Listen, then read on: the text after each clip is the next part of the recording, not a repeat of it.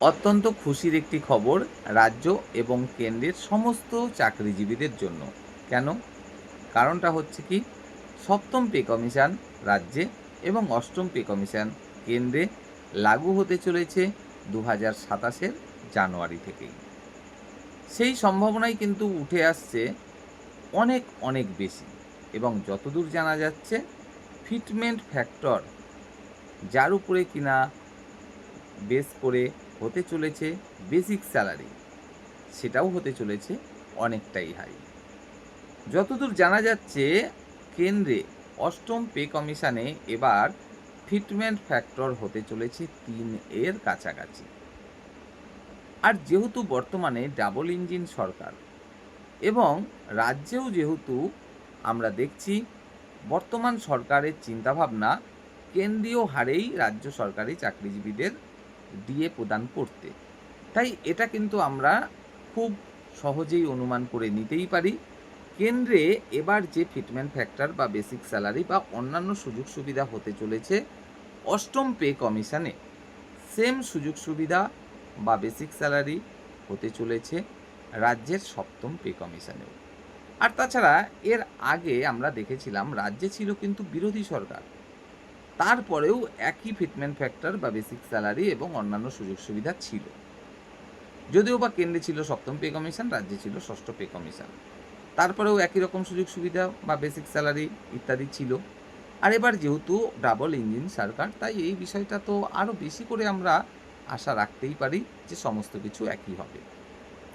তাছাড়া রাজ্যের যে পে কমিশন অর্থাৎ সপ্তম পে কমিশন, তার যে নোটিশ সেটা যদি আমরা একটু ভালোভাবে দেখি, সেখানে শুধুমাত্র রাজ্যের আর্থিক অবস্থা বা বিভিন্ন প্রকল্প ইত্যাদির কথা বলা হয়নি, একই সাথে কিন্তু কেন্দ্রের অষ্টম পে কমিশনের কথাও সেখানে বলা হয়েছে। পরিষ্কারভাবে বলা হয়েছে কেন্দ্রের যে অষ্টম পে কমিশনে বিষয়টা হতে চলেছে, সেই বিষয়টাও যেন পর্যালোচনার মধ্যে রাখা হয়। এর আগে যখন রাজ্যে টিএমসি সরকার ছিল অর্থাৎ বিরোধী সরকার ছিল, তারপরেও আমরা দেখেছিলাম কেন্দ্রের যে পে কমিশন ছিল সপ্তম পে কমিশন, সেই বিষয়টাকে মোটামুটি প্রায় কপি করে দিতে, কপি পেস্ট করে দিতে। আর বর্তমানে ডাবল ইঞ্জিন সরকার, একই হারে ডিএ প্রদান করতে কোনো রকম অসুবিধা আমরা দেখছি না বর্তমান পশ্চিমবঙ্গ সরকারের। তাহলে অন্যান্য বিষয়ে যে পিছিয়ে থাকবে, এটা তো কোনো রকমে আশাই করা যায় না।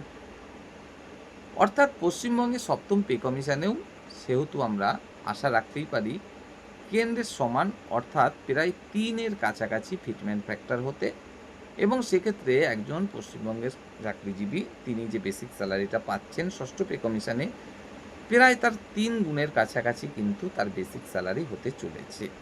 অর্থাৎ এটা কিন্তু অনেকটাই অবস্থার উন্নতি হতে চলেছে সরকারি চাকরিজীবীদের। আর সবথেকে বড় কথা এটা, যেহেতু কেন্দ্রে যতদূর জানা যাচ্ছে কালী পুজোর মধ্যেই পুরো রিপোর্ট কেন্দ্রীয় সরকারের হাতে জমা পড়ে কেন্দ্রীয় কর্মচারীদের জন্য পুরোপুরি অ্যানাউন্স হয়ে যাওয়ার সম্ভাবনা রয়েছে যে তারা ২০২৭-এর জানুয়ারি থেকে অষ্টম পে কমিশনের সুযোগ সুবিধা পেতে চলেছে। সেক্ষেত্রে রাজ্যে যে পে কমিটি, তারা কিন্তু অনেকটা বাড়তি সময় পেয়ে যাচ্ছে। অর্থাৎ নভেম্বরে যেখানে কেন্দ্রের সমস্ত ব্যাপারটা কমপ্লিট হয়ে যাচ্ছে, তারপরেও ১ মাস সময় রাজ্যের পে কমিটি পেয়ে যাচ্ছে পুরো বিষয়টা পর্যালোচনার জন্য। এবং সেক্ষেত্রে ৬ মাসের মধ্যে পূর্ণাঙ্গ রিপোর্ট পশ্চিমবঙ্গ সরকারের কাছে দেওয়াটাও কোনো সমস্যার নয়। এবং সেক্ষেত্রে পশ্চিমবঙ্গের যে চাকরিজীবীরা রয়েছেন, তারাও যে ২৭ জানুয়ারি থেকেই সপ্তম পে কমিশনের সুযোগ সুবিধা পেতে চলেছেন, এটা কিন্তু অনেকটাই বলাই চলে। তো যাই হোক, এখন শেষ পর্যন্ত দেখার যে কেন্দ্রের সাথে একই সময় থেকে রাজ্যের কর্মচারীরা পে কমিশনের সুযোগ সুবিধা পান কিনা, এবং যদিও বা আমরা বিগত সরকারের সময় দেখেছিলাম বিরোধী রাজনৈতিক দলের সরকার থাকা সত্ত্বেও কেন্দ্রের পে কমিশনের সাথে একই হারে বেসিক স্যালারি বা অন্যান্য সুযোগ সুবিধা দিয়েছিল।